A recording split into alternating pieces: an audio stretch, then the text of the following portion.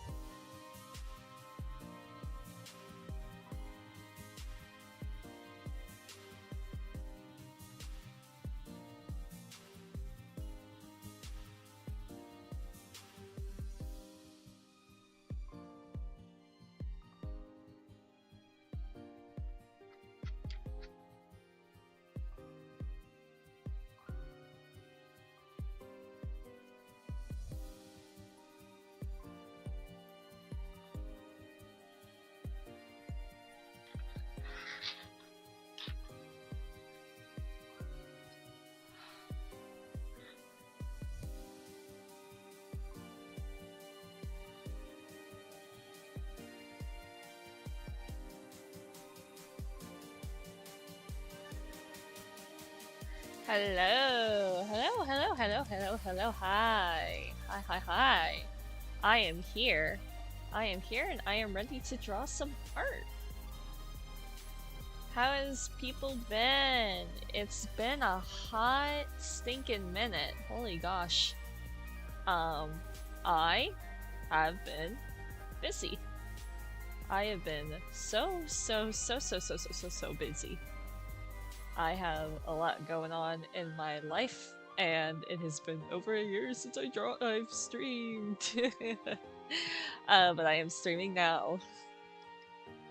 Yay! So how have people been? How have people been doing?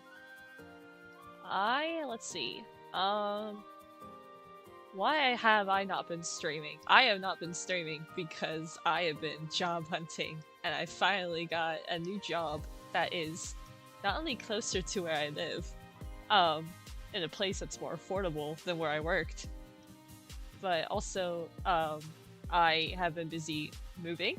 I have moved out of my parents' house, and I have just been busy with so much crap. There's so much going on. Guys, there's so much going on. But that is okay. That is okay, because, I can now stream again. And, like, actually, like, hopefully be more a bit consistent with streaming. I wanna stream more. I've been missing guys, I've been missing streaming so bad. And our fight's coming up, so there's always a good time to do it. It's always a good time. And I am just very excited to be back. I miss doing this. Yeah, so we are working on we are working on a page of chapter 5 of In Harmony, because it's been about a year. Let's see, chapter 4 started August. Publicly it started for patrons it started August of last year. For everybody else it started in September. So we are now on chapter 5, and I am working on one of the pages for chapter 5. I won't say which page it is. I'll let you guys not well, actually you kind of figure that out. Sorry. Alright guys, so the other page is labeled. This is page 5. I'm just gonna say it's page 5. I just realized that you can see the page numbers off to the side because I have worked on the other 4 pages of chapter 5 previously. I just finished, let's see, I finished page 4 not yesterday but Sunday, and so it's the beginning of the week, so now I have to get another page done. So this is going to, yeah, it's gonna be page 5. I still have yet, like, this week chapter 4 finishes, and I still have yet to pick a day for when I want chapter 5 to come, like, start. I am still thinking end of August. I do want to get, like, a set date for when, and I'm thinking end of August, but I would also like to, like, kind of build up my buffer for a bit, because my new job, keeps me busy enough that, like, sometimes I could get a page, like, I'll have the time to, like, get a page done early enough in the week, and then just, like, you know, have the rest of the week be like, fuck it, we ball, and do whatever the heck I want. But then other times, I will have, like, no time at all. Like, last week, for example, I started page 4 of chapter 5, I think, like, that Saturday, and I didn't finish it until, like, Sunday night. I was, like, exhausted when I finished that page. I was so tired. But I got it finished. But, like, yeah, no, like, last week, I was just, like, I was run super ragged with my job. Because, for people who don't know, I, work pest control now, which is very ironic for me, very funny for me, of all people, to be working pest control, but I very much enjoy it. And I have just been, like, I've just been enjoying it, but I've been just so busy with it. Because we're in the summer, and summer is really busy for pest control, in case you did not know that. So I've been out there taking care of the bugs, but now I had some free time, and I was just gonna work on this page by myself, and I was like, you know what, I did say earlier I was going to, like, try and stream more. I might as well make myself get into the habit of it now. So like I went ahead and I did that. I did that just for you guys because that's how much I've been wanting to stream again. I hope you guys enjoy. Yay! Yippee! But yeah. I mean, that's just like job stuff. I mean, there's been other stuff going on too. Like, I was so busy looking for a new job. It is so bad out there. If you have not been job hunting, it is so bad out there right now. And I was very lucky. And I don't want to do it anymore. I don't want to go looking for that. My dad's like, I had a conversation with my dad because, my dad, I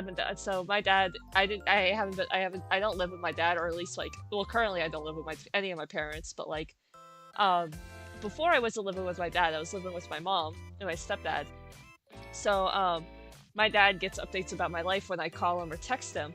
So I called him on Father's Day, but before I called him, I think the last time I called him was like just before I moved out, and that was when I told him like, hey, I got a job, I work in pest control now, which at that point in my life, I was working pest control for like almost 2 months. So anyway, so I get a call from him, and he's like, "Are you looking for a job for your degree?" And I was like, he's like, "Are you still looking for a job for your degree? Have you been successful on that?" And I was like sitting there, and I was like, "Dad, the job market is like really horrible right now. What makes you think I just got this job? I don't want to go looking for another one." Yeah. I mean, I do want to do more stuff like if like honestly, if somebody would just pay me to just draw my Blorbos all day, I absolutely would just like do that all day. But unfortunately, things are not great right now for that. So I'm like, I would like to keep killing the bugs, and doing all sorts of other stuff. I enjoy my current job, and I would like to stay in it for a really long time if possible. Because one, I am now living out on my own, like at an official capacity, and so I just don't want to do anything that's going to screw that up. So yeah, and also like it's a pretty good place I work at. It's a very good place I work at. It pays good. The people I work with are very nice. The hours are a lot because it's a tech job. It's blue collar work, so it's not like work in retail. It's like you clock in at like one time, you get out at another time. So like the hours aren't consistent, but like they're consistent in a way where it's just like I know when I'm expected to be like at my first job, and how long they expect each job to take. But like with enough wiggle room to know that like that's not going to be my schedule for the full day, and it's nice. I enjoy it. I get to be out and about. I get to be doing stuff. It's not boring. Because I also have another reason why I'm kind of busy is I also have a part-time job. I have a part-time job that's a retail job that I got just before I actually got the pest control job.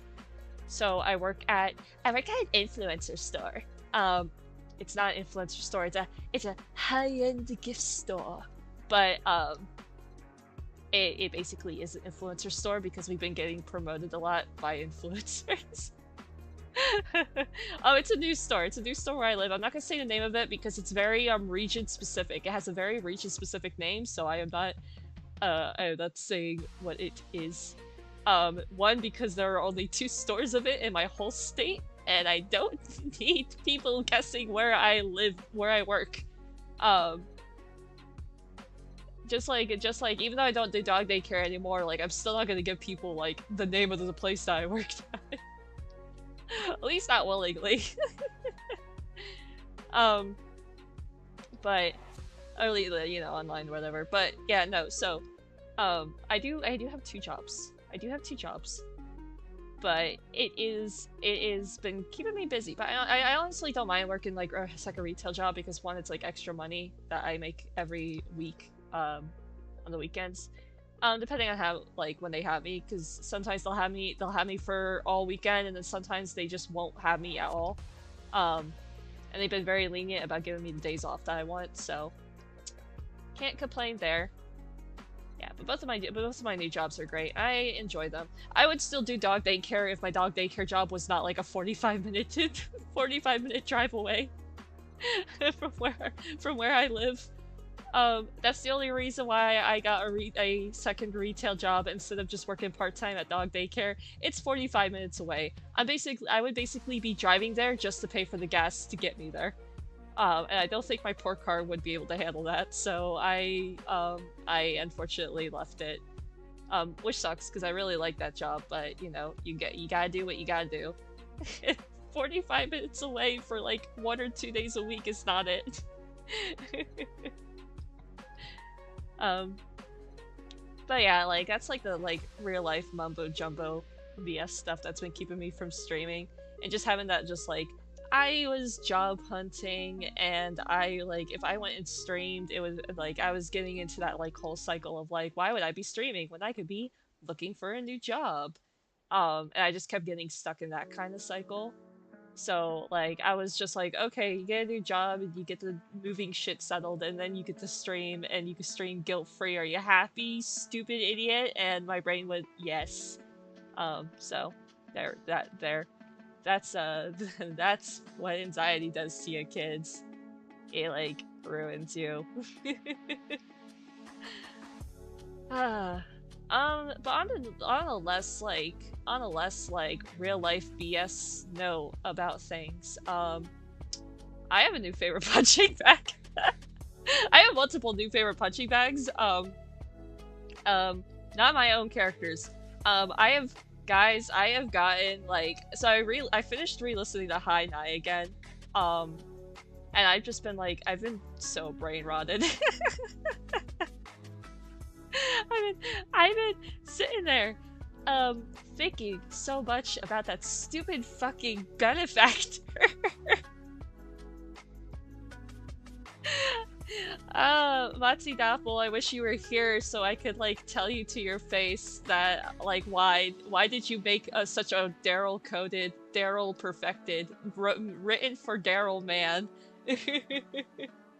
Why did you write a character that makes me talk in the third person?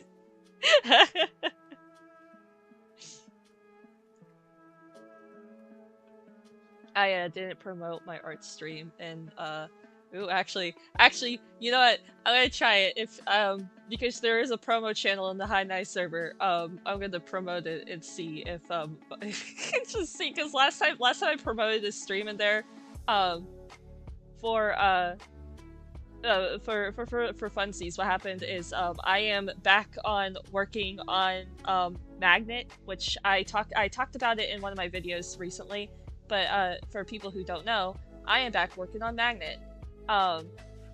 And that entails me doing background art, and hold on a second.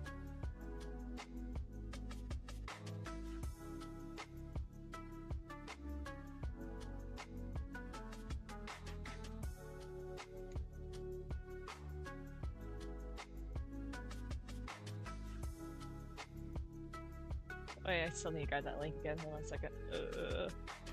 Okay, sorry. Basically, what happened was, I promoted my, a stream that my, director was doing, for the video that we're working on together, the animation that we're working on together. And he, I put it in the High Nai server, and then Matsi showed up in it, and then our stream just utterly, absolutely shit itself. But anyway, yeah, no, I don't know what she put in writing that character, but I've been, like, so I've been just, like, rotating him in my head like a microwave. But then my punching bag that I made, that I specifically made, the punching bag that I made specifically, that is perfectly curated for me. Like, if 2025 was the year where Denver was, like, Daryl's favorite punching bag, it's been my new guy who I made him at the end of last year. His name is Dees. Technically his name is Dissonance, but, like, he goes by Dees for short. And he is a bastard. He sucks. He sucks so much, and I adore him. I cannot wait to put this guy in situations. Oh god, how do I describe these? How do I describe these? I have to talk about like another character to talk about these. Okay, so, um, 1 second.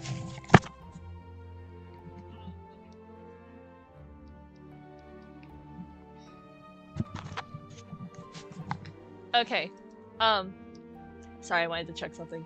So, I have another character named Tal. Tal is an OC I made years and years ago. What does he look like? Where's his ref? I made him a new ref for our fight. Here we go. Okay, this is Tal. I made Tal years ago. I had this I had this story idea. He was gonna be one of the main characters in it. I never did anything with it, but I really liked the characters from that like original story idea, and that was kind of like the baseline of like what eventually became Ashendo. It was like completely different from like what Ashendo ended up being. Um, though there's some aspects of it that I have like taken and put into it and am like kind of like slowly developing. I'm not in a rush to like completely develop stuff for Ashendo for like, you know, to be a thing. I'm just kind of like picking and prodding at things that like catch my attention at the moment.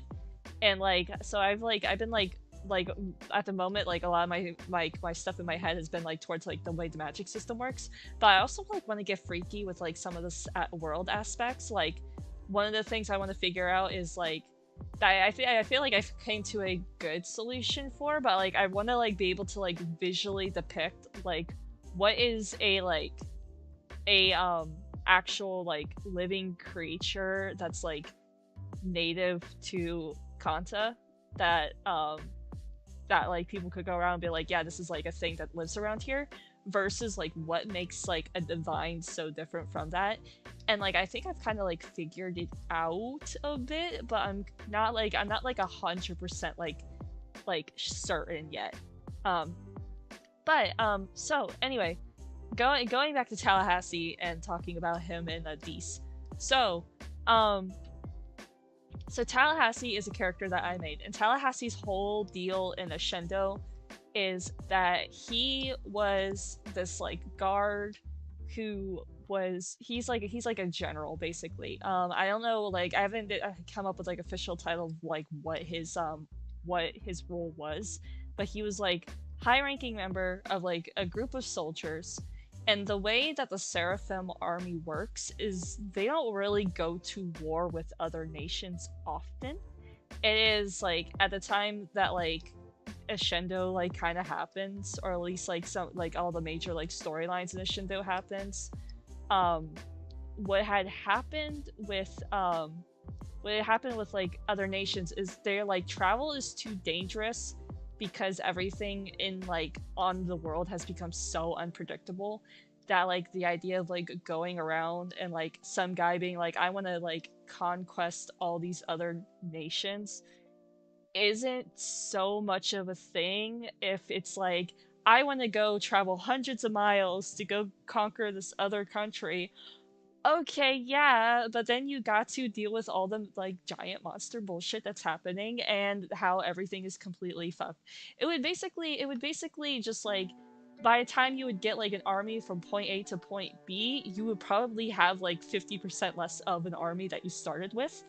And it was just like it's just basically not worth it. So like generally like most armies don't really focus so much on like going out and doing like typical like European centric army stuff, and they're more focused on like providing defense or backup when it comes to like divine attacks. And that's not necessarily to say that like they forego like any kind of interaction between like other kingdoms if like another kingdom did decide to attack, because it's not like, oh, you know, like interpolitical or outer political situations don't exist on this world anymore. It's just kind of like in terms of like priorities for other kingdoms in countries, that's really not the priority anymore, just because of like how fucked everything is. So in Tallahassee's case, at least in the case for Seraphim, because Seraphim doesn't really have, like, I think Seraphim's closest neighbor canonically to the city is the Capo, and the Capo is a school. The Capo is not like a state or a country or something that like could theoretically be an enemy to Seraphim that like Seraphim has to be worried about. They're just kind of like, that's a giant castle full of nerds. We don't care.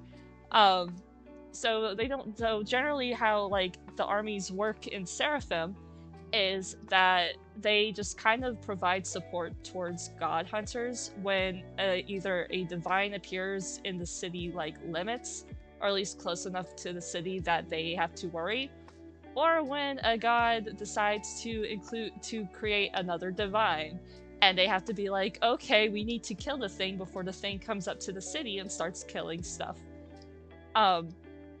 So that's generally what like Tal's role has been, is to just like be like in charge of like his own group that provides backup to these god hunters. And generally, when a god decides to come down and make a new divine, all that basically happens is it grabs its victim or its like objective like target, gives it a piece of divinity, and then just leaves. They don't really stick around. They don't really like bug anybody that's like around them. Like that's like why it's so dangerous for them to like come to cities to do this, because they will just come to a city, make a monster essentially, and then just bounce, and then like everybody living there has to like deal with this. And that's why they're assholes. And so so that's what the army's goal is. And they like at this point in the story, they've like figured out like this is how we could track like when something like this is going to appear, and they could be prepared to provide support if needed. Essentially, yeah, so it's not really like usual for a god to stick around, and Tallahassee basically became a target for one of these cases where a god presented him divinity, and this god, before giving him divinity, did something that they typically don't do, and that is essentially kill every single person that Tao was with at the time. They basically he basically killed his whole army, and it's much less of just being like, oh yeah, like all my men got killed. Like a lot of those people that he did kill, like these were like his friends of his. I'm still developing a couple of them. I actually might make a video about at least one of them, because I did redesign one of my absolute oldest OCs I have ever made for Ashendo, and I cannot wait to reintroduce her to you guys, because she is this old ass OC, and I'm rewriting you and I'm going to make you better, because I love recycling. And so yeah, I'm gonna rewrite you better, but also you're going to be dead in the story. Anyway, yeah, no. So he gets divinity, and then he of course gets hit with the good old paradoxical needle and doesn't really lose himself to becoming divine, like most divine beings do. And so a lot of his like plot not only is like, you know, coming into terms of like what happened with him, but is also just kind of like that big mystery of like, why did he do that? Why did this god do that? And the god's name is Acapella. That's the one that gives him the good old divinity, makes him so holy in the eyes of the people on this planet. But not really. There's like a whole thing about that too. But the thing with Tao, and like what's so weird for Tao is Tao remembers things that this god remembers, and he's essentially like a part of his plotline is just him being like, oh snap, like, when he gave me divinity, he didn't just give me, like, you know, he didn't, like, try turning me into, like, you know, one of those monster things that's been running around, because again, like, mortal things should not be divine. That's like what makes a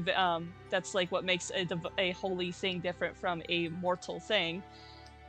And he just kind of realizes, like, oh shit, he gave me his memories. And a lot of his plotline is him trying to figure out, like, why did he do this? And, like, just, like, also some, like, other questions of the world that he just, like, wants, like, the answers to. But it all comes down, like, everything that he's, like, looking for in the story is specifically tying back to, like, what's the point with these memories that he gave me. So then let's talk about these. Dees is a character, so at one point in the Shendo, I do want a time skip. There's a 5-year time skip. And Dees is a character who comes around after the time skip, and I do want to clarify, Dees is not Tallahassee. Tal and Dees are two completely different people. If you don't know who Dees is, where is my favorite bastard? Where is he? This is Dees. And you may be thinking, wow, he looks exactly like Tallahassee. Yes. He's my favorite bastard. Dees' whole thing is Dees is just like, I am a mortal god among men. And it's not so much in a, like, everybody should worship me kind of way. Because he's like, I'm a god among men. I am already worshipped just by being in your presence. I am, like, the most important person in the world. And he's like, I'm coping so well with my situation of being basically a mortal god. And then he's not. He's actually not. I have some stuff with him. I'm still developing bits with it. But it has been so fun. He has been my favorite punching bag. I cannot wait. He's got story stuff with Seer. Who, if you don't know, Seer is my little butterfly girl. I talked about her a bit in one of my videos. Where is she? Here she is. Because Seer and Tallahassee also have some story stuff planned. Like, Tal ends up being kind of like the closest thing she has, like, to a parental figure. Which is really funny. Of, like, all the kid characters, Seer is the one whose, like, background before, like, her story starts is the one that I gave, like, the least thought to. And it's not because, like, which isn't I don't mean, like, her backstory, because her backstory is incredibly important for some of the, like, plot that happens in like the main story. But, like, more so of just, like, where she was from before, like, her story really like, where her story originally started, like, where her backstory, like, the important parts of her backstory is. I haven't given that, like, much thought, so, like, it's been, like, interesting with that, but, like, as a parental figure, Tal has been that for her. And she doesn't like these. She does not like these at all. She does not like the fact that he keeps trying to parent her. And, Dees is very frustrated. And so, like, their whole situation is just, like, two people who are very upset with each other in close proximity all the time. And Dees is just like, I'm trying to help you out here. Like, he's like, you should just listen to me. Like, I don't get why you're so, like, stubborn and, like, being like this. And Seer just, like, simply does not like him at all. So that's very fun. And, again, Dees has been my favorite punching bag. And, like, I've been doing, like, other stuff with some other characters. Because one of the videos I want to make in the future, I'm probably not going to do it at the very least until after Art Fight, just because I want next month's video to kind of be chill. I'm, like, thinking between, like, 3 different video ideas. But like after, at least after July's video, I want to do a like another art video, and I'm thinking of doing a video about, like, redesigning old OCs from, like, high school and from middle school, because I got, like, already a handful of OCs that I'm like, I could talk about, like, where these characters started and, like, what their new, like, story stuff is. Like, Ingrid was one of them, but I already talked enough about Ingrid, like, being an old high school OC of mine, that... Ooh, sorry, I just burped. That, like, I don't really feel like I have to do it again, especially because she didn't really have any story stuff when I made her, back in high school. Like, she was a character in Monsternia, which is the name of the project that she was, like, I originally made her for. But her role in Monsternia was, like, so stupidly minor that it was, like, she basically got, like, a complete rewrite, because when I was like, oh, I'll put Ingrid in Harmony, I was like, oh, well, her personality in Monsternia is way too similar to Nemesis's personality. And if I put her in the comic, like, in the way that she was in Monsternia, then we're basically gonna have, two Nemesis in the, like, main... the main, like, cast, and I don't want to do that. So that's why Ingrid got, like, a huge rewrite, and why, like, the one piece of art that I do have of her just has her, like, looking very similar to Nemesis. But I got rid of it. And so that she's like that. But I want to do, I want to do a video of, me redesigning old OCs from high school and middle school that I specifically have put in, like, projects of mine. Because I would do that with Grace, because I've been focusing so much on Grace. I have some stuff with Mercy as well. I just haven't put too much thought with Mercy stuff at the moment, because I don't know what his direction of his story is going to go. And I haven't really, like, this would also be my excuse to, like, give him a proper redesign. Because unlike Grace, I have not really... I've played around with different design aspects, and there's some stuff I'm keeping with Mercy compared to his original design, and there's some stuff I'm getting rid of. I just haven't, like, really landed on something I really like yet. But someday soon, I will get him something good. But for next month's video, I'm, like, very split, because there's a lot of stuff I want to do. I don't really want to do something that's art-heavy. Like, this month's video wasn't art-heavy, but that's because I just basically took old footage from something I drew a while ago, and I used it for the art. Because this art video, the video for this month is a story time. It is a queer-themed story time, and I'm just gonna leave it at that, because I would like it if you guys watched it and hopefully enjoy it. Because I sat down and I wrote that whole script in one night. Because it's just me, like, talking about a lot of stuff. It's not a very long video. It's not gonna be like the last one, which I know the last one was, like, almost 50 minutes long. But I hope you will enjoy it. Comes out Friday. I know, I didn't realize it until, like, a couple hours after I made that post. And I realized that it said that the video came out. It's not. It's out on Friday. So, yeah. Watch it then. Enjoy it. Let me know what you think. And then be like, wow. What else? What else has been happening? I need a sippy. Sippy. I have leftover Gatorade from work. I usually bring a big thing of water, and then I'm like, oh, actually, yeah, because I probably will say this now, but, like, I know I made a stories from work video.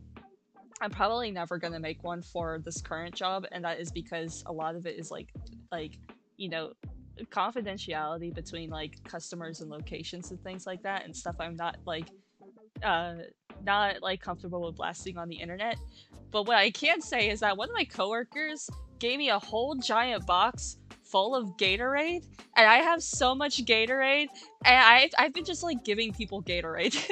I have so much of it, and, like, I managed to give away, like, 2 tubs of it, and now I have, like, 4 left, and I'm almost done with 1 of them, and I still have, like, 3 more, and I don't know if I'm gonna be able to drink it all. I'm drinking Gatorade at this very moment. If you want to know about my Gatorade situation. But yeah, that's the thing. So I'm taking a sippy of Gatorade.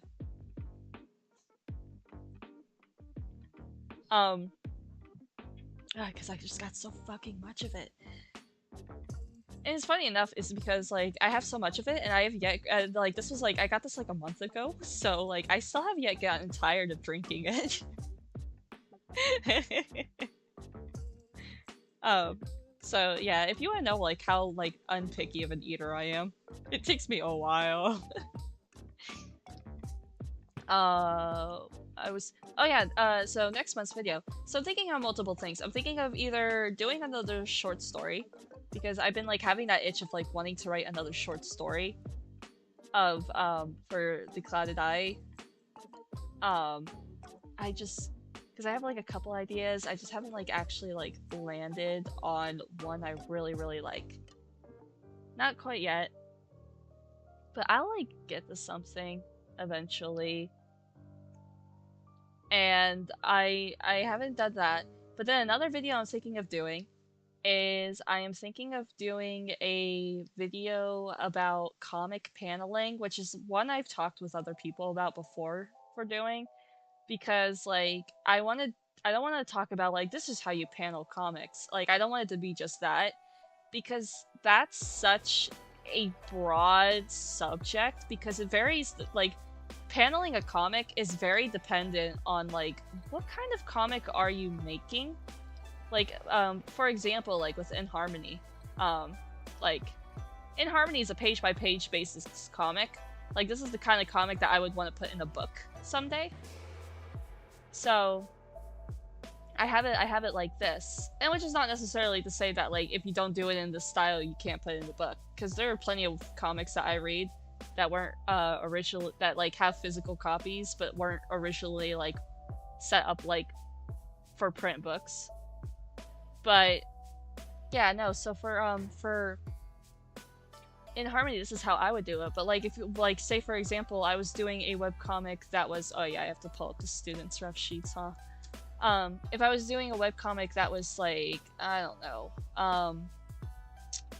school, like in like on Webtoons, or if I wanted to do a webcomic that was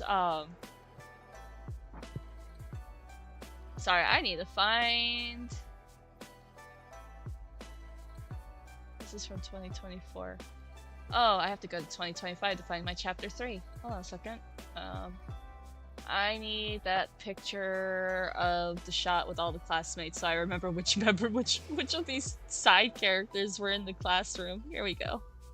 Okay. Yeah, so it was Ariana, Layla, Toby, Noor, and what's his face? What is that guy's name? What's this guy's name? I think his name was Buck. Was your name Buck? Yeah, your name was Buck. Okay. So it was Noor, Buck, Ariana, and Layla, who are the ones sitting close to the door. Okay. Good to know. Where was I? Oh yeah, so, I want to do like a video about like comic paneling, and like, you know, goes to the basis of just like, for comics it's very dependent on like how you want to do it, and then talk about like how other comics do their paneling. That and like I actually picked like 4 comics that I would do this with, but talk about like webcomics and how they do their paneling, and just like highlight how they go about with it in ways that make their paneling effective, and like just to like get ideas of like how you could do it for your own webcomic. So one of the ones I really want to talk about is Dumbing of Age, and how Dumbing of Age does its paneling, because honestly I think of like, of all the webcomics I read, I feel like it's one of the ones that is like the most brilliant about it, just simply for the fact that it's like, it is a if you're somebody who has not read Dumbing of Age, it is a like college it's like a comedy comic about college students. It's super friggin' long. It's really good though. It's one of my favorite like webcomics that I read recently. But the creator of the comic, David Willis, he does this like fantastic thing with his paneling that like really emphasizes like moments in a scene. Like, for example, and this is going to go into like comic spoilers, but there's like one strip I really like that's like focused on this one character named Ruth. And Ruth is like this like jock. She's the RA. And there's a time skip that happens between like mid-October to like the beginning of the next school semester after this like huge major character arc happened. But like in the first arc of like the first like main chunk of story of Coming of Age, the Ruth has this big old storyline with another character who at the time went by the name Billy. And Billy was this like, she also was like very jockish. She was like a high school cheerleader. She very much is like the stereotype of like she peaked at high school. And so when she gets to college, she's like, I'm the alpha dog. I like know better than everybody because I was a popular girl high school cheerleader who got shit done. And she and Ruth end up getting in a relationship, and like a bunch of stuff happens through it. But like before the time skip, they're like still together. The relationship is like a lot healthier than it was when they first met, and it's all very good stuff. And then the time skip happens, and between the end of the like that huge chunk of storyline and the beginning of the time skip, they broke up, and we find out that like Ruth was the one who broke up with Billy instead of Billy being the one that broke up with Ruth. At this point, Billy starts going by Jennifer. So we like slowly learns what happens. And so there's this like one scene in the comic that's like, it's like this like one strip where Ruth is like kind of in bed, and she's like complimenting her it's just some C word, contemplating, there we go, her like RA duties and like what she has to do, and she's like talking to herself like, oh, I gotta go do this and I gotta go do that, and like she's just like lying in bed like saying this stuff out loud, and then she like turns over and she's like, hey, like asking Billy like, hey, what do you think about it? And then there's just like this like really cool interesting paneling that he does where it just like highlights the fact that like there's nobody in bed like right next to her where like Billy usually would be. And it's just like, it's so good. It's like the way that like he like, and that's just like one example, that's just like one of the ones that like really sticks with me when I like think about like this comic's way it does paneling. And I think that's like the kind of stuff I want to talk about for a like doing a comic paneling video. And like I want to do videos like that because I do my podcast recommending series, which by the way I am editing the audios for those, and I'm going to have like, I'm going to start like queuing videos up because I did record a bunch of them. Not for every podcast that I still have to recommend that I have listened to, because oh boy, I still have a list, but I like enough to like last for quite a bit until I can record the rest of them. I need a sippy.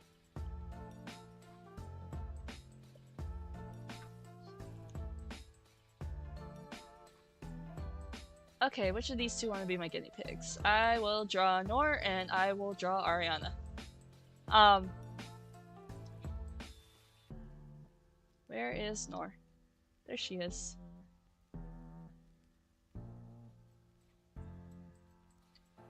So, I'm about to burp. Where was I going with this? Oh yeah, so like another thing that I want to do with this is I really want to like recommend webcomics, but I don't want to make a whole video series about it, and I don't want to do the thing that like the Starfish Face does with her webcomic corners.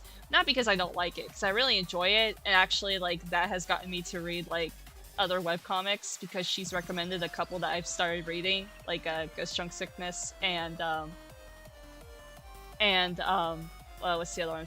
Phantom Marine. I have like Soul to Call bookmarked.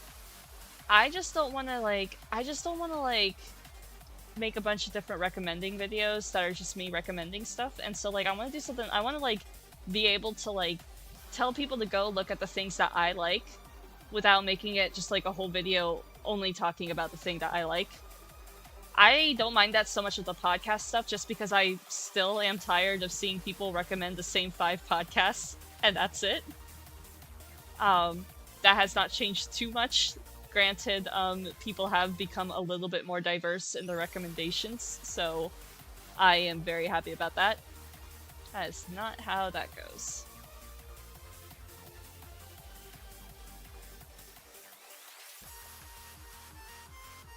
but I just really want to talk about the webcomics I like. So I'm like, well, I want to do more videos about webcomics.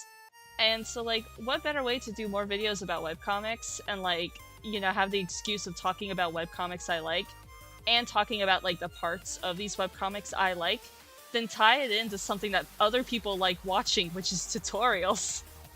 So I think it'd be really fun to just be like, here's a webcomic I like. This is why I like it, and and like, you know, center it on an aspect that I think the comic does really good, while also teaching people like how to look at the way other webcomics do things, and how they can implement it in their own work. Like again with paneling, the Starfish Faces comic Cast Off, for example, does like really great, like super interesting like what I like about like what she does with her paneling, specifically when it comes to like characters like Zara and Ariana, is the broken glass effect. And like taking panels and like putting like a theming when it comes to like certain characters and certain moments all together, it's just very good. And then there's like other topics I could also like cover of just like let's study how other webcomics do things without just making it let's talk about like why I like this comic the whole time, and like get like a little bit of a learning aspect from it. So like I want to do one about like styling your webcomic and how like style can help like uplift the story you want to tell. And like one of the ones I want to talk about for that is Preemie has to repeat 6th grade, because I feel like I love it because the comic is like drawn, like it looks like the comic is drawn in MS Paint the whole time, and it's so very cool. But then you'll have these moments where the style just like completely changes, and it's like, oh well, now it looks like it's drawn on like Clip Studio with like the G pen. And like that's like very interesting, and also the fact that like the artist like kind of mimics the style of the adopts that they use in the comic. That's very good. And it's like, again, like studying ways other creators do like make their work, so that way if you are in the process of making your own comic, to put you into the mindset of like thinking about how to do like how you want to do X, Y, or Z in your own story. Like one I want to do is I want to do a video about like black and white comics versus like colored comics. Like how can you go like for your story, how can you go about with making your comic one or the other, and what are effective ways to make it interesting if you're leading one way or another. Like for me, like I have a black and white comic and I have a colored comic. In Harmony's my colored one, and then Not Quite Somewhere Else is my black and white one. And I did black and white for Not Quite Somewhere Else because I was like, I feel like if I colored this comic, I wanted it to be like a low stakes comic. Black and white is just like the way, at least the way I do black and white for that comic, is a lot easier and simpler and quicker to get done than if I were to draw Not Quite Somewhere Else like how I draw in Harmony pages, which definitely take me a lot longer to do. Like I could crank out like in one sitting, I could crank out like 2 or 3 Not Quite Somewhere Else pages, and the amount of time it would take for me to do a full in Harmony page, depending on like, you know, the pages. And so it's just like studying things like that. And so I like, it's a thing I've been thinking about like doing for like a couple months now, but I necessarily have not had like, because like I would have other video ideas that would get into my head and I'd be like, oh, I gotta do this first, like the our fight guide one that I put out for last month, and some other things like that. And so like the things, the art and animation things that I do like, the art and story things I do like versus the art and story things I don't like videos, like those have been in my head for like months and months. So I had really wanted those out of my head. I needed to get those out of my system. So it's just like whichever one I want to do. So I haven't decided yet. I just have to like pick one.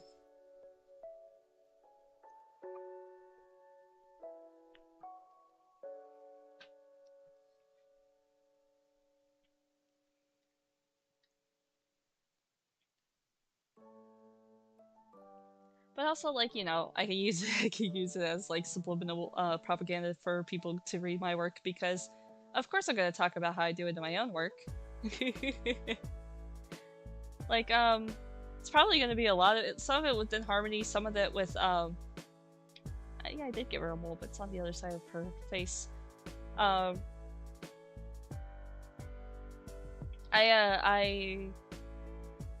I would talk about it within Harmony, but there's some stuff, like the paneling one is probably, if I were to talk about it in terms of my own work, it would probably be with Not Quite Somewhere Else. Just because, like, I have done some really cool paneling that I enjoyed doing with it, in Harmony, but I feel like Not Quite Somewhere Else is where I've been the most experimental with it. And that just mostly is because, like, Not Quite Somewhere Else is, like, where I experiment the most with making my comics. Because, again, it is a comic that I wanted to be very low effort, that I wanted to make for fun. I didn't want to feel like it was a chore to get through. I still want to finish it. And I have, like, I finally know how many updates is going to be left before I finish it. Let me take a look. What update am I working on now?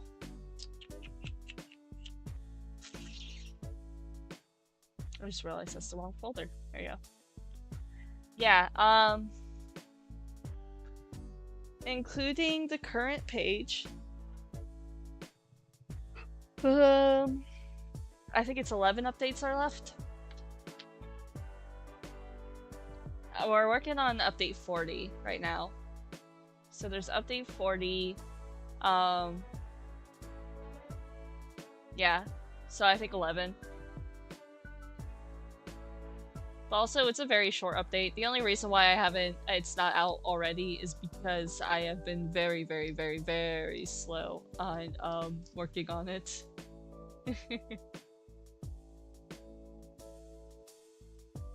Ooh, big stretch.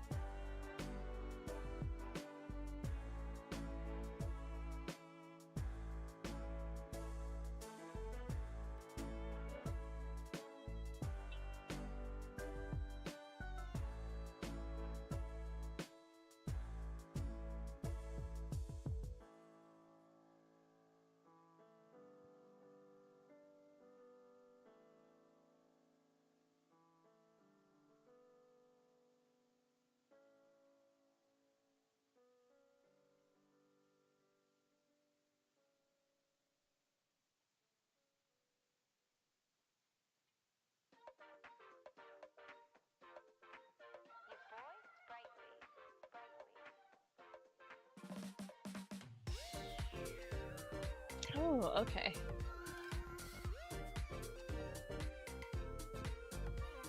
Yeah. This isn't gonna be a super, super long stream. It's almost 9 o'clock, but I'm probably going to, at the very least, get the line art done tonight before I decide to head off for the night. Which makes me happy. Get the line art done and I color another day.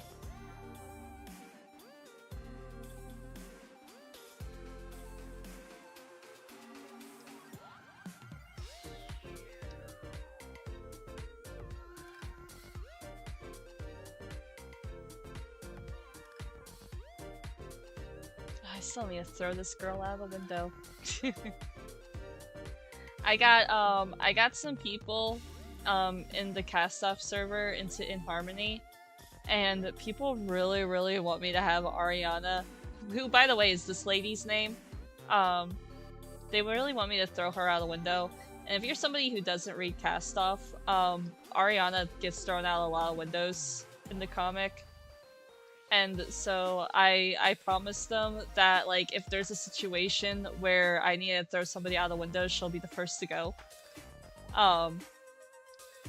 And so far I have yet to figure out a situation where somebody would need to get thrown out a window. But yeah, if it happens, I'll try to make it her. I don't know how. It's either gonna be like something that's like super unexpected or very like memey. Or maybe I'm like, maybe I have like a scene where like, cause I know I have a Halloween party planned for this season. Not in like in a like upcoming chapter because they're still very much in like September in the story. Like the comic starts in the end of August, and then the very, very end of August is like a couple days later after Pacific's arrival to Arya. Like a couple days later, it's the very end of August for chapter 3. And then chapter 4 and chapter 5 are in the beginning of September.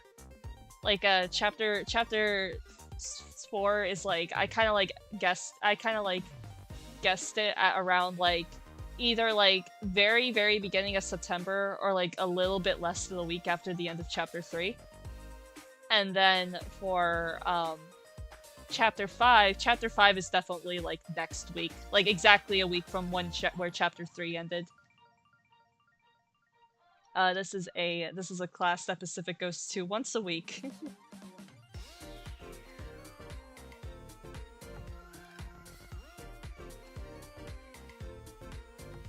Where's that classroom at?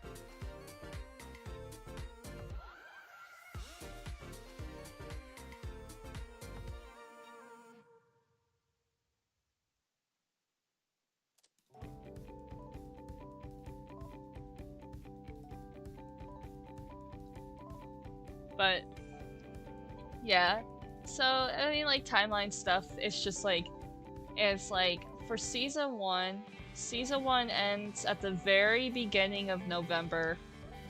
I wouldn't say day after Halloween, but definitely like first couple days after Halloween is where season 1 ends at.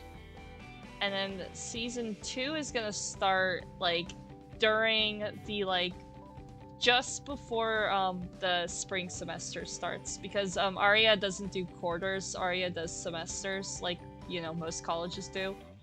When I went to SCAD did quarters.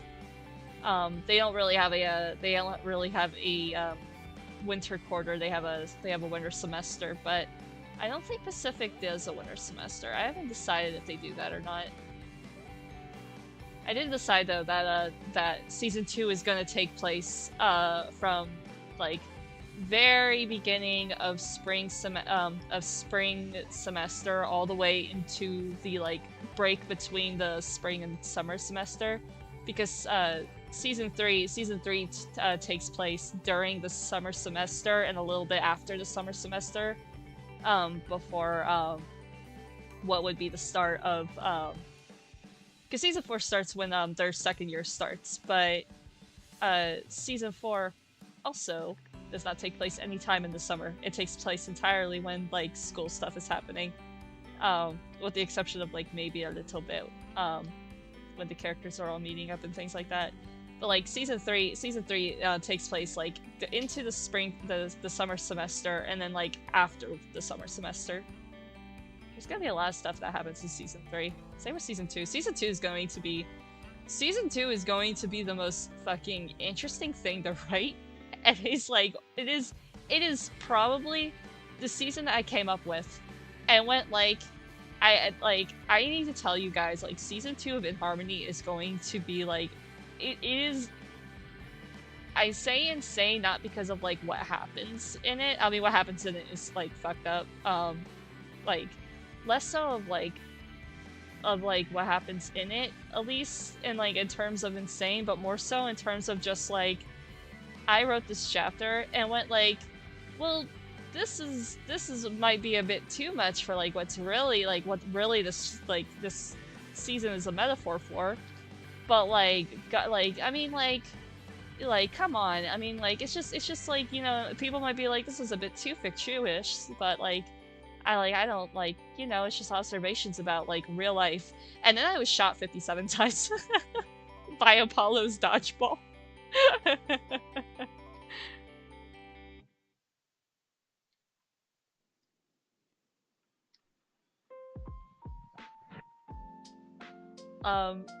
That's like my mindset for like writing for like season 2 of In Harmony. So sit on that as you will.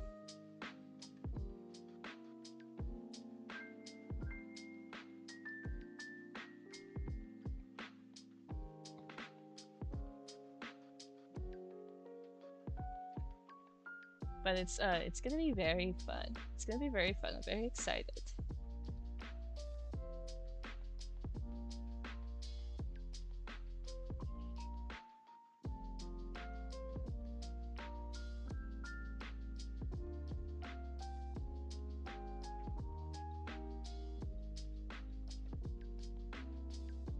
Of course, I still have to get through season 1. But chapter 5 is the halfway point for it. So once we finish chapter 5, we'll officially have half of season 1 done. And that would be enough for like me to do a book someday. Because I don't know how many pages the rest of season 1 of In Harmony is going to be. I just don't know if it will I don't know if like doing all of season 1 in one book will be too much for one book. It would be better if I just did split season 1 and 2, because I might have to do it for later seasons too, especially when we get to like season 5, which season 5 I think is probably going to be the only season where I'm like, this might be more than 10 chapters. Because I'm like, oh, so much shit happens in season 5, but I can't put any of this into season 4 because, it, like, without what happens at the end of season 4, none of it makes sense.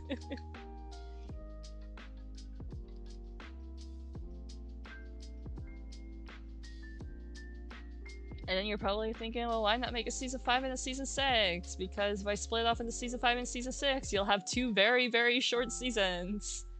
And that's not good. I know how long I want this story to be, and it is a densely packed story. Not too densely though. It's just a lot of just like you just gotta let me cook. That's all. That's all I gotta say about this. You gotta let me cook.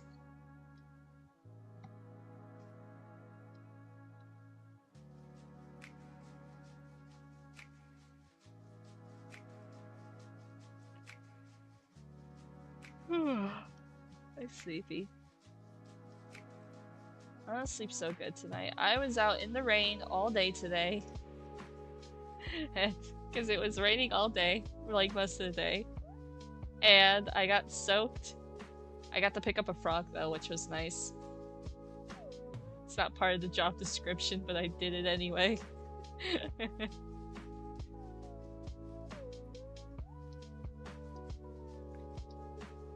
I also had to go do some car stuff, which is don't get a car.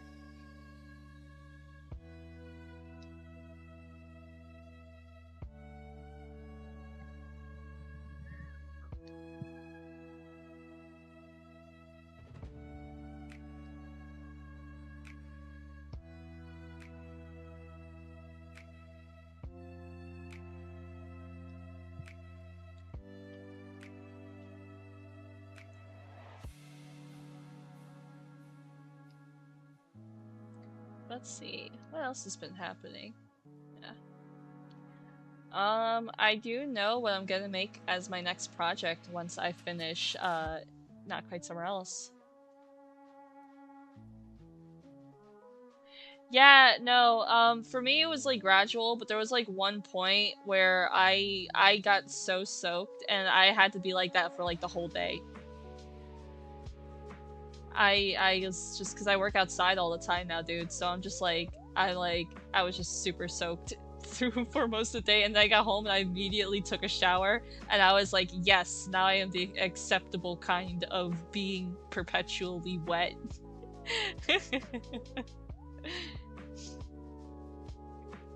But yeah, no, it rained really. It rained really a lot. And then of course it stopped raining when I was in situations where I did not need to be outside. So I was like, the weather could have done this better, which actually I need to check.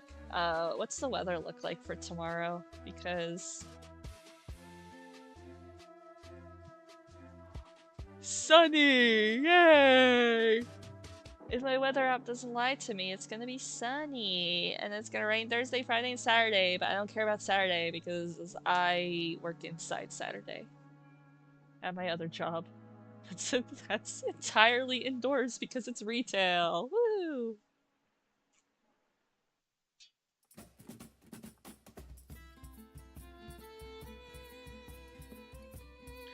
Yeah, no, it's just been like mostly hot. We've been having like um, drought and like only a little bit of rain. But like now it's just like it just like poured a lot today.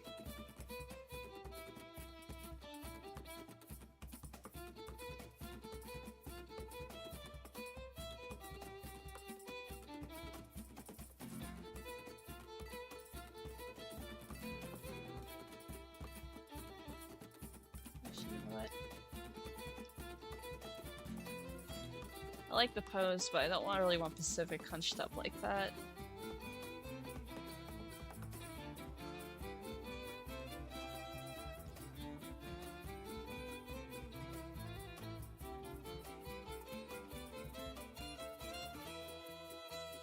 But yeah, no, it was. I just got like super soaking wet, so that was like my day.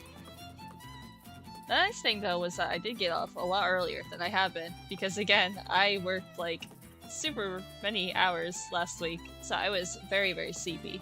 But today I managed to like not work over 10 hours like I have been all last week.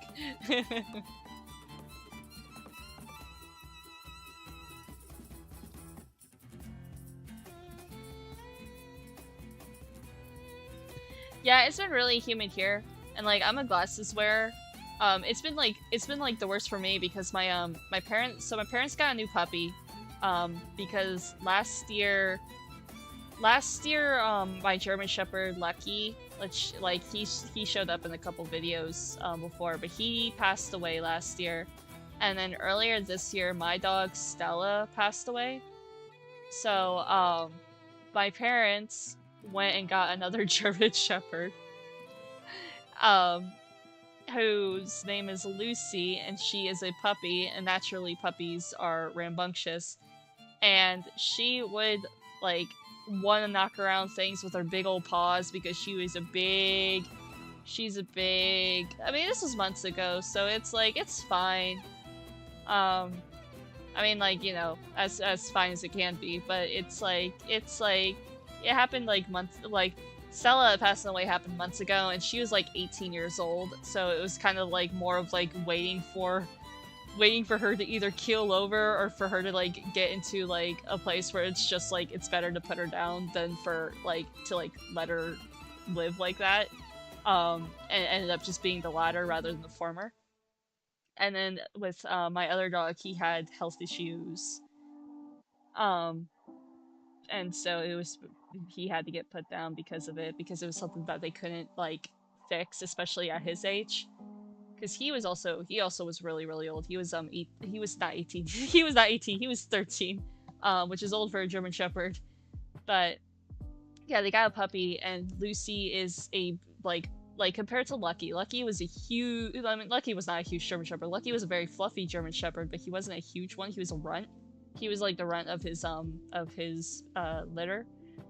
But Lucy, on the other hand, is massive, and she's got big puppy paws, and she just would batter around whenever I would play with her, and so she's kind of like stretched out my glasses a bit from her like just like reaching out and just like grabbing at my face with her like teeth or with her paws when she wants to play.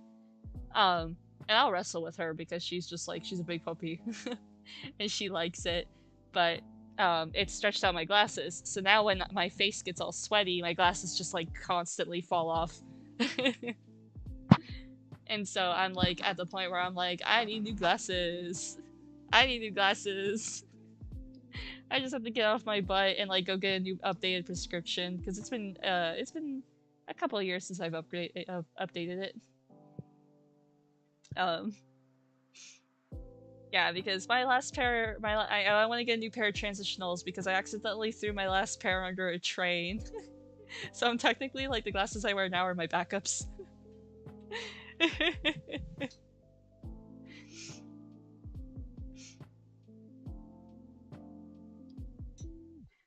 um. Oh gosh. Oh, that's not working out. Okay. I need a sippy.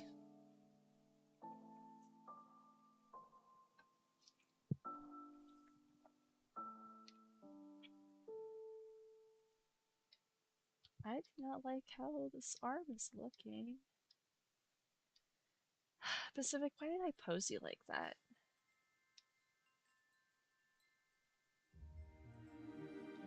Okay. We're gonna just redraw this one from scratch.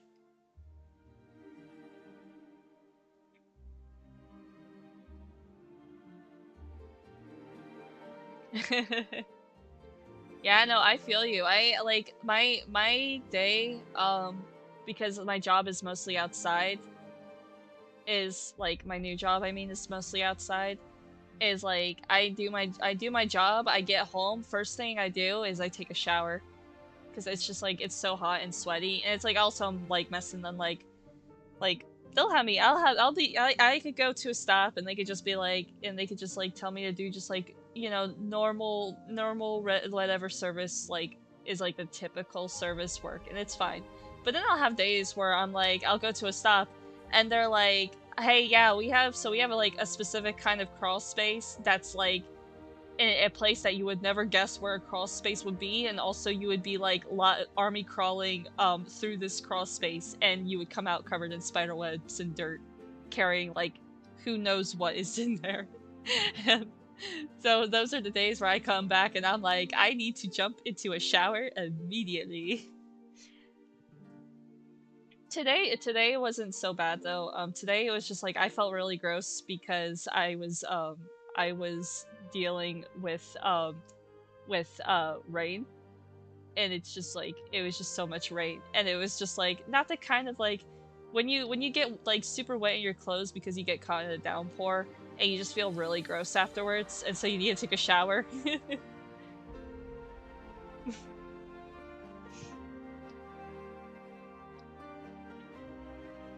Yeah, no, I don't know what it is with me because like if you had like if you had talked to me back when I was in like even like when I was in like community college and been like, "Oh yeah, when you graduate college, you're going to be in pest control." Like I think community college me would be like, "What do you fucking mean I'm in pest control?" After I graduate.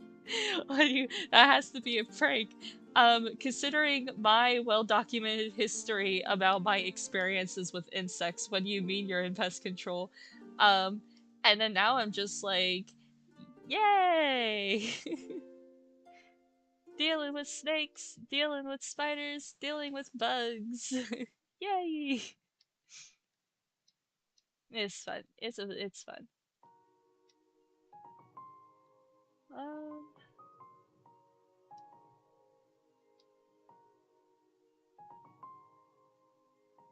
I need to figure out how I want to post this.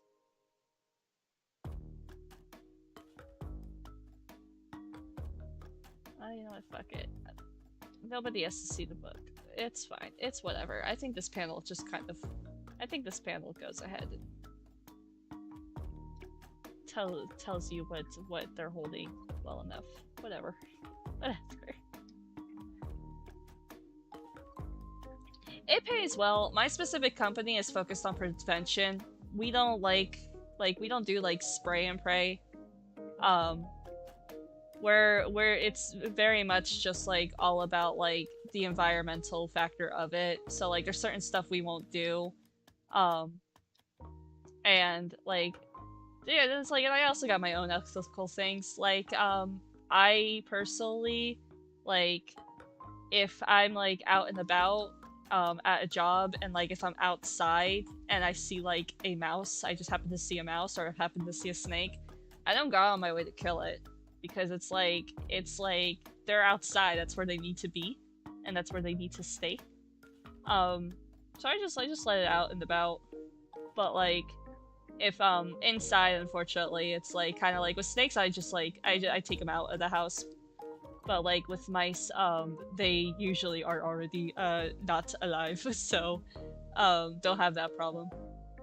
Generally, things that need to stay outside need to stay outside, and they are fine if they are outside.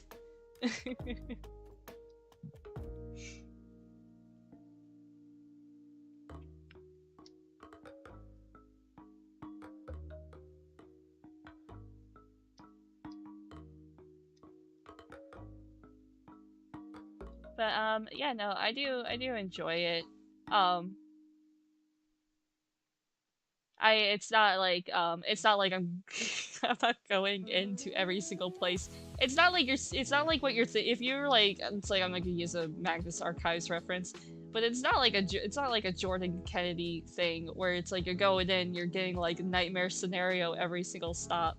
Like a lot of my stuff, I just go in and I do like basically like lawn care and then I leave. Like that's all that's it.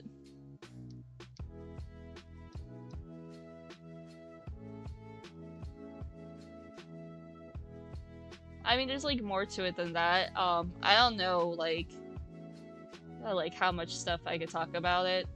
Um, but like yeah, it's just basically like it's just like care stuff. It's nothing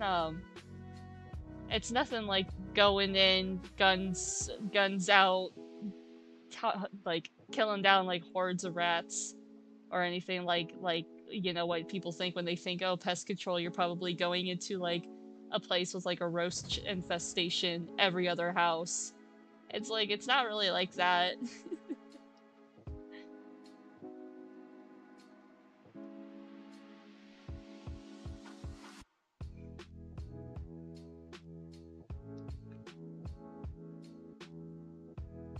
But yeah. No, but it pays pretty good. It pays a lot more than my last job did.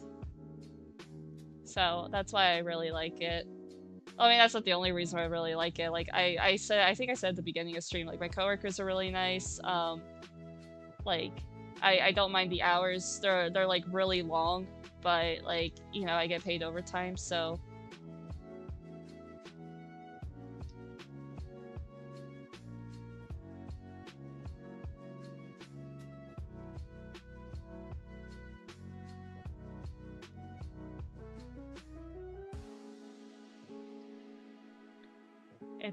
it's fine. It's good. It's one of those jobs that's definitely not for everybody. Like again, if you oh yeah, it's very difficult to find one these days. I got very lucky with mine. Um it's like one of those it's one of those jobs that I don't think is for everybody. Like what I was saying like earlier, it's like if you told if I was in community college and somebody was like, hey, you should apply for like, you know, the job that I currently work now, I probably would have been like, absolutely not. That is not a kind of job I can do. And now I'm just like, oh yeah, I enjoy doing this.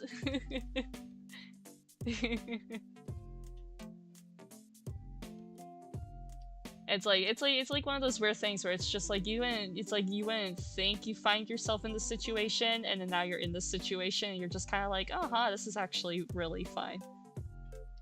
Not only is it fine, but I am having fun doing it, so.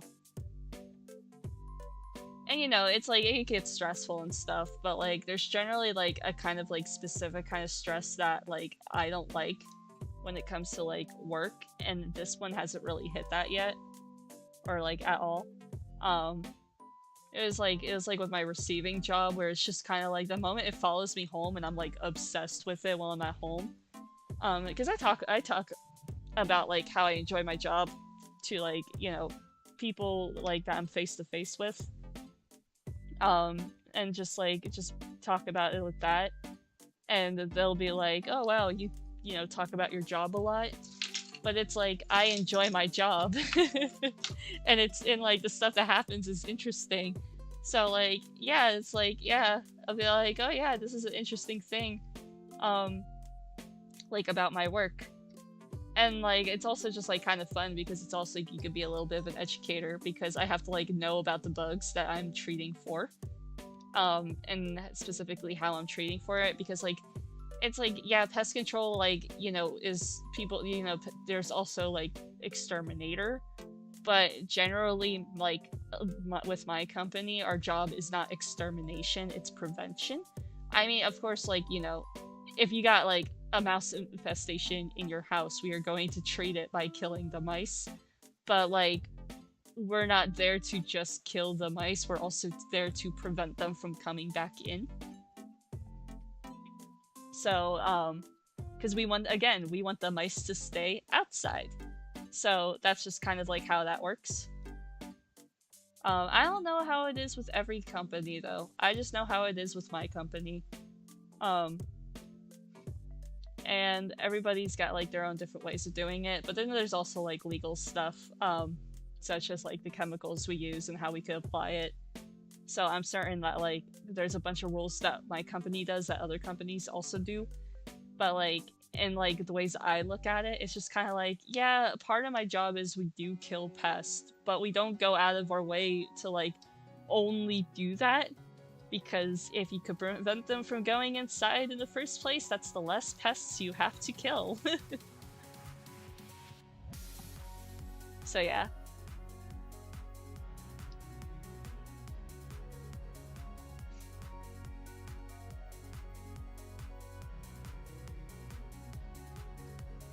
I don't know if I should have put her on the same layer as this one.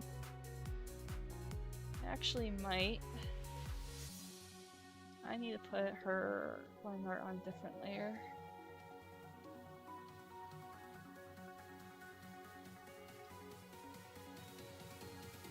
There we go. Which means I'm actually gonna...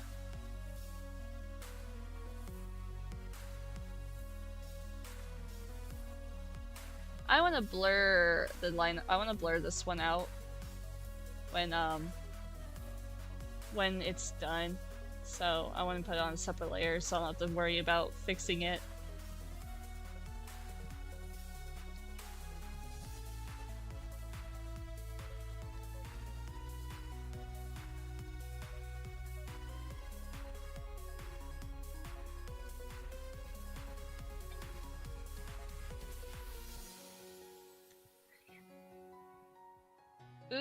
Ooh, hey, because yeah, I think I might stop the stream after I finish all the line art for this for the night. Would you like to see the finished chapter 5 cover? The cover that I did for chapter 5. Hee. I might share it. I might share it. I might share it. I might share it. I might share it. I might share it. I might share it. Maybe, possibly. Maybe. I might share it. Oh my gosh. What is this? What is this? Hold on. Wait. What is it? What is this? I don't understand. Wait, why are you not working? Hello? Hi! Yeah, this is the chapter for chapter 5. Woo! Yippee! It's a Micah themed chapter. It's my son. There they are. I actually really like how this one came out. Just like, I'm very I love how the cover for that one came out. It's genuinely my favorite cover I made so far. Yeah, they get to show up for a bit. It's their first themed chapter where they get to come on and do a little bit more stuff. It's like one of those things where it's like Mike is here and then they're not here for a bit. But I get to show you guys my kid for a bit. Yeah, season 1 doesn't like I've planned for Micah to have a Micah chapter for season 1 before the comic started. Micah showing up as much as they have already in the comic was actually not originally planned. The thing with chapter 4, that actually was something that I realized oh, I actually need to include this in the chapter, otherwise it's going to make some stuff not make sense in chapter 5. I decided that while I was sketching those pages, that I was like, I'm gonna have Micah show up in this specific scene, that they showed up in. I'm going to have that happen, just because it would make what happens in season 5 make so much more sense if Micah was present for that specific scene. So I'm very excited to have my kid show up. But then I'm gonna be very sad again because that's kind of the only chapter in season 1 where they get with the exception of one bit in the very, very last chapter of season 1. That is like this is the only time that they get like some stuff happen. But then that's great though, because then when season 1 is over, season 2 and 3 and 4 and 5, they play more significant roles. Especially in like seasons 2 and 3, which I'm like, season 3 is the Micah season. That is the Micah season, and I am so excited for it. That is just like everything about that. Which is so funny because I'm very excited to get to season 3. Just specifically for the Micah stuff. There's some other stuff that happens, but like the Micah stuff I'm really excited for. But like I think Micah's development in season 4 is going to be like my favorite, because it's the stuff that I'm like the most interested in when it comes to like writing for them. Because kind of like season 3 is just like season 2 and 3 is just kind of like we learn more about why they're like this, and like what their whole deal is, and like why like they do things the way they do. Season 4 is just kind of like we have all of this now, and now it's kind of like we kind of like Micah just basically like gets this like separate kind of development that's like separate from everything that we've learned about them from season what we'll learn about them in season 3 and 4. 3 and 2. And season 4 is just kind of like hey, here's a separate thing that you specifically have to deal with, that is like unique to just you in a way that nobody else can really understand, and it's going to be so fun to like write their development through that. It is perhaps one of my favorite things to write for a character in this comic, and I am very excited. One of the reasons why they are my son. They are my favorite Blurbo, my favoriteest little guy. I adore them so much, and I cannot wait to actually write things with them some more. Yeah, there's like a lot, like it's not like the only thing I'm excited for character-wise, writing-wise. Like Deb gets some really good stuff in season 3 and season 2.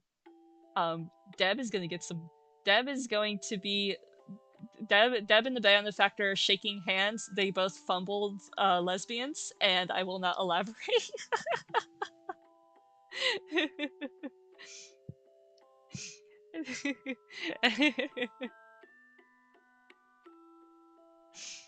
But yeah, Deb gets some really good stuff. She's also one of my favorites to write for this. She is the girl fail ever. That's like specifically what I wanted her to like. That was like when writing her intentionally. I wanted her to be like super cool and just like I wanted her to be a badass. I wanted her to be the world's biggest fail girl. I love her being both like a badass and a fail girl. She's just like, yeah, I'll go punch a monster in the face. I'll like rip this guy apart with an axe. Yeah, I'm down for murder. Social interaction. What if I just go and like mess up every single relationship I ever try to make? Why not?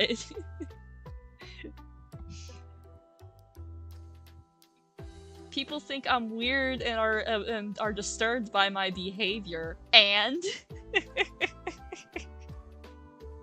she's so good. I love writing for her. There's like some other characters, like there's like some characters where I'm like am so excited to get to, who are not gonna show up for a bit, mostly in season 2. Like there's like one character who he technically does show up in season 1. His name is Boneyard. He's I've drawn him before publicly, so I don't really mind talking about him a little bit. He's like this like priest character. He's got some stuff in season 2. He kind of shows up at the end of season 1. I like him. He like Deb is like a strange guy, but he's like strange and like for completely different reasons than Deb is weird. And unlike Deb, does not fumble. But he's gonna be very fun, and I think about him so much, even though I don't draw him that much, because I'm kind of like, the stuff I really want to draw with him, I can't draw it. At least if I do draw it, I can't share it. he's gonna be so good. There's another character who I've mentioned a couple times, but I stopped posting stuff about her because I'm kind of like, she's like, her thing is very specific, and it's like not super. It's part of the main plot of the story, but it's not very like directly tied into like the real story going on in Harmony, which we haven't really even like scraped the surface of. Um, she's just kind of like an outsider coming in for a bit kind of character, and it's not in a way that it's just like what's the point of her character, because I do have something for her that is very much related to the main plot, but just more so in like an adjacent way, kind of like a little bit of foreshadowing for something that is a lot more relevant to the main plot. But her storyline is going to be very, very good to very, very fun for me to do when I get to it, for a lot of reasons, but it's also kind of like the one that I'm like sitting and sighing and being like, oh gosh, about, because it's kind of the one that I feel like people are going to misinterpret the most in this whole story, and it's going to be one of those things where either people are going to be like, this is the worst thing anybody has ever written, or like completely misunderstand like what I'm going for with it, and I'm just like having to sit there and be like, well, I have this very clear, concise message about what the storyline is about. In the cases of internet like comprehension when it comes to like writing stories, and I'm thinking just because like the Amazing Digital Circus finale came out very recently publicly, and I'm not gonna spoil anything on the stream just because it's like too new for me to spoil it for anybody who might be watching this later. But like seeing some of the takes with it, I'm just kind of like, you either A, just really want like the version of the finale that you imagined in your head to happen, or B, like, and are just like mad that it didn't happen, or B, you just like kind of like completely chosen, or have like chosen to ignore anything that's subtext, and would have to have characters say like specifically, hey, insert spoiler A of the Amazing Digital Circus here, and then like another C where it's like insert spoiler B of the Amazing Digital Circus here, instead of just like understanding stuff through clues, if that makes sense. Very much a situation in Harmony where it's like, here is what I'm saying with season 2 of In Harmony. I have a very specific message. I feel like the message is very clear. I do not need to be standing in front of the camera and go like, this is what I'm talking about when I'm writing the storyline for season 2 of... Yeah, no, exactly. I'm assuming you've seen it, Elliot. So like, yeah, that's my thing. It's not specifically about that like one thing that I know everybody's denying. But it's about like one of the other like main plot points that happened in the finale. And I'm just like, with season 2 of In Harmony, I was just like, okay, so I am going to probably have people go like see this on like a surface level and choose to interpret it one way, and completely ignore everything else that's happening in the story that says otherwise. So that's like kind of like what I'm preparing myself for. It's just like one of those it's like I'm going for a very specific message that is like, I feel like should be easy to understand.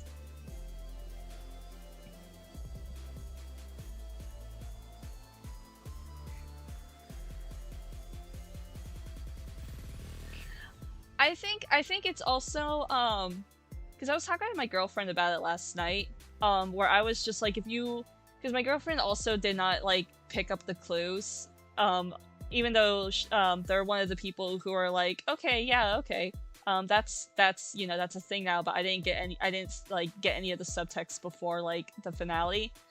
um I feel like Goose was very subtle in it, and like it's one of those things where it's like if you were not specifically like a trans person, I can see how it's very easy to miss the subtext that was in it. But at the same time though, it's just kind of like once you kind of know it's canon, and it's like they've hid and you know that they've like hidden clues about that specific spoiler in the show.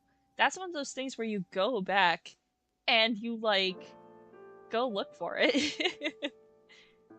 Which like again, if it wasn't a spoiler for a finale that just came out, would I could go out and I could like point out a bunch of things like um specifically like one of the characters' relationships.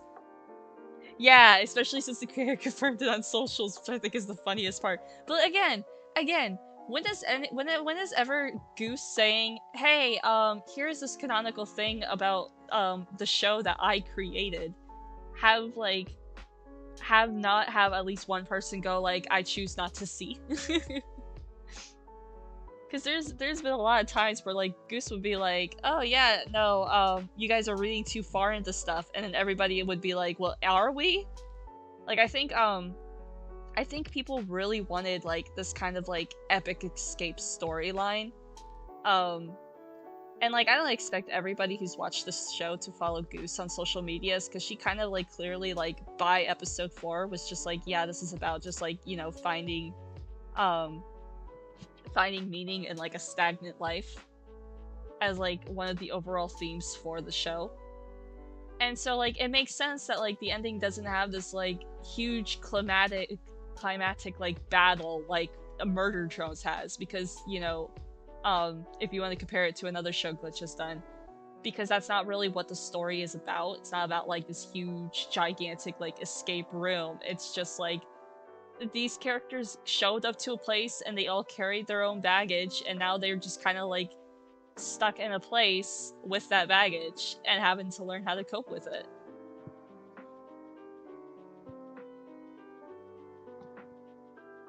And like I think there's like some stuff from the finale that could have been improved on. But like not in a way where I'm just like, oh, I really hate that they did this instead of this. More so in the way of just like I know what they're going for. Like the flashback parts, for example, with one specific character. I didn't realize that those were flashbacks. And so I was very confused about like I was very confused about the fact that those were supposed to be flashbacks. Yeah, no, that's fair. That's fair. I'm being vague mostly because of people who might watch this and not have seen it yet.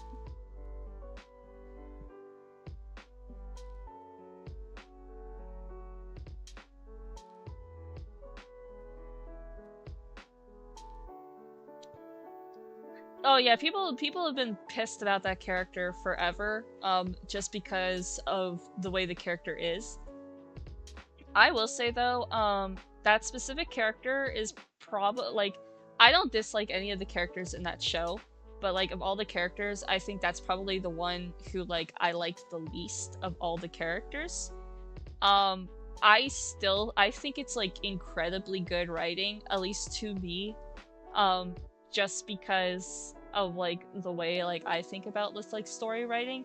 If you could get me to take a character that I don't care about and like immediately make them like something that I'm going to rotate in my brain for a while, like a microwave, and just go bzzz with it, I think you've done a really good job with writing. Um, like just like that moment of just being like, oh well, now I'm gonna be like fixated on this for quite a bit, even if that character still is not like my favorite character. Like Hai Nai has done this twice, and it makes me it makes me laugh so much. So so Hai Nai starts off a little slow, because it was like it was a show that was made I think during COVID when it started out. And if you don't know what Hai Nai is a podcast. It's about a Filipino immigrant. She moves to Toronto, Canada. She's been living there for some years before the story starts, but she gets involved with a pair of detectives solving supernatural crimes in Toronto. And a lot of the like supernatural stuff happens to be involving this group called the Elders, who are a group of essentially rich people who got magic through splitting apart souls when people die. And they get more power from when those like soul fragments, which are trapped in objects, get activated off of other people's fear. And those objects are called foci. And there's like a bunch of different characters, but like the first character in that show that I really, really enjoyed, like to the point where I'm like, again, rotating them in the mental microwave, is this character named Drosselmeyer. They're a non-binary person from the 1940s. They're dead at the point of the time that the show starts, but they're significant in like part of the plot of it, so we learn a lot about them. But they're essentially this character who's known as the Puppet Master. They were a neurosurgeon, and they basically figured out how they could trap like souls in bodies and control the body. And they can also replace parts of like the human body with like clockwork and things like that. And they meet this girl named Lori, who is somebody who is called a natural user, which a natural user in Hainai is basically somebody like the main character Mari, who is born with the ability to like use magic and cast spells, whereas like characters like the Elders have to like, you know, to get the amount of power they got, they had to like kill people for it. And this isn't like in the same way as like if you're like pagan and you're like casting spells as like a pagan. It's a completely different kind of magic. Like it's very explicit of just being like, even if you're not like an innate user or somebody like an elder who's taking their magic from some other source, like other people can still technically do magic. It's just not in the same way as like somebody like Mari can do magic, or the benefactor who's an elder can do magic. And Drosselmeyer was one of those characters I really, really liked. And Drosselmeyer, there was like one episode when I was doing my first listen who introduces a character that was involved with Drosselmeyer, who I didn't give like really much of a thought about in that episode, and it was this character named Petcha. And Petcha's just like, in the episode that he was introduced in, he's also a character who's dead by the point that Hainai starts. But he's just basically this guy who was an experiment that the Puppet Master they experimented on him, and turned him into a clockwork person, and he gets burnt to death because he told this like one elder who caught him to kill him, and so she did. So there's this short story episode that is like some episodes after this one, and we find out that he was like it's an unhealthy relationship that's like mostly one-sided but not completely one-sided, where like Petcha was like super deeply in mad with the Puppet Master, and it was just basically like, I'd do anything for them, they're like the most beautiful person I've ever seen. And one of those things involves doing unethical science experiments. And so when all the elders got at war with each other because of this whole other plot thing that happened, Petcha was like, I'm gonna get you allies so that way you are like, you know, you're safe in this like whole elder war. And because the Puppet Master's daughter wanted to go to war with these elders, and she's like a natural magic user, so like being able to tap into her abilities along with Drosselmeyer's research has made them both incredibly dangerous. He basically is trying to get him allies, and him getting caught by like the elder that ends up killing him, he just basically pivots to like make sure that like she doesn't get her hands on Drosselmeyer's research. And I heard that, like, I listened to the story and I was like, ook! This, like, previously I don't care about characters, now, like, one of my favorites. And so when I was listening through Hainai, I was, like, super obsessed with these two and being like, oh god, I hope we get more content with Petcha and Drosselmeyer. And there's another character. So here's the thing. There's another character. The main antagonist for Hainai is this guy called the Benefactor. He is called the Benefactor because he put a spell on himself so nobody can remember what he looks like, nobody can remember what he sounds like, and nobody can remember what his name is. So he's essentially like the world's most anonymous man. And when we, like, a majority of the story, we are only told about this guy through the perspective of other characters.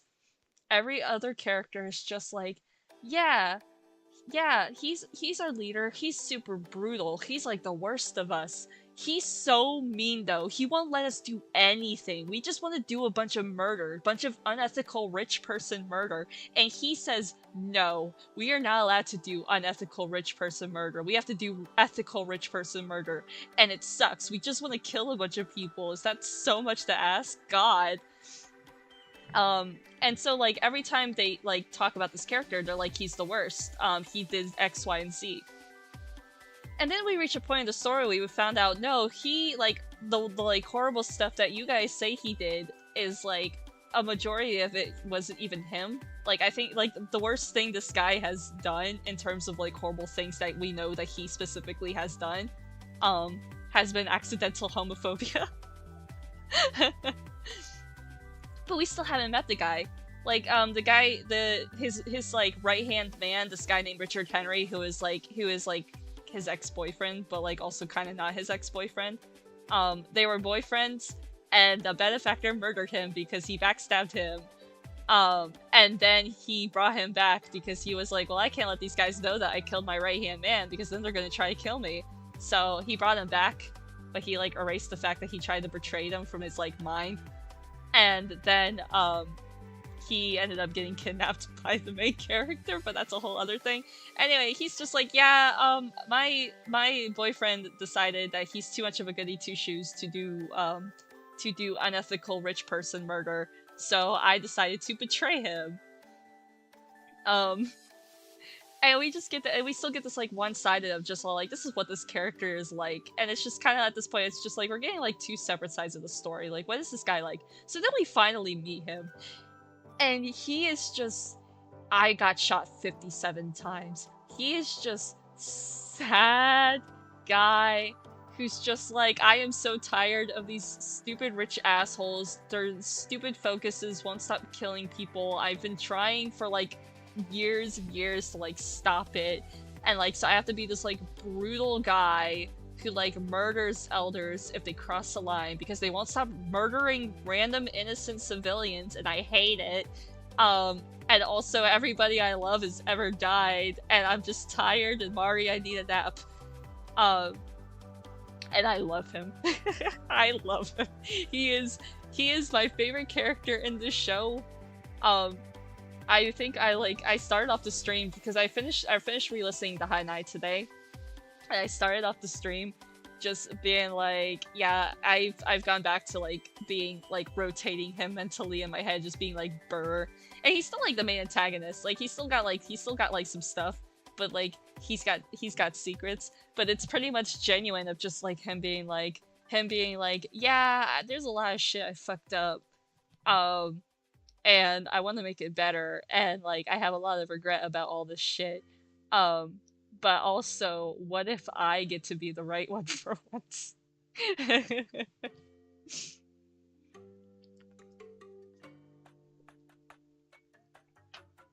it's pretty much just like, I'm like sitting here and I'm like, if you could just give this guy a hug and tell him to, like, stop and just to stop, and he probably would. There's, like, one specific character that I'm just like throw Donner at him and just be all like, give him a hug, tell him to stop, and I'm pretty sure you would just, like, you wouldn't even have to worry about Act 4 of Hainai ever being a thing. But, like, yeah, in terms of, like, getting me to, like, care about a character previously did not really give too much of a thought for, because again, this was also a character who I didn't really give too much of a thought for until we actually met him, and I was like, excuse me, Matsi, I would like more. Because, like, it's just like, I don't know, I feel like if you could do that with me, with a character, I'm like, yeah, you've done some pretty solid writing. I know it's like a me-specific thing. Like, I don't blame people for not enjoying that, like, one specific spoiler about, you know, the Amazing Digital Circus because you didn't really see it coming or it doesn't interest you. I don't necessarily think it was bad writing. Okay.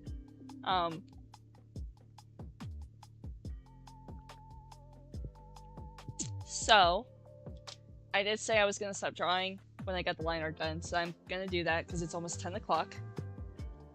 And I'm sleepy. I have work tomorrow, and I got the line art done for this. So I'm gonna leave it here. Thanks for coming by. I don't know when the next stream is gonna be.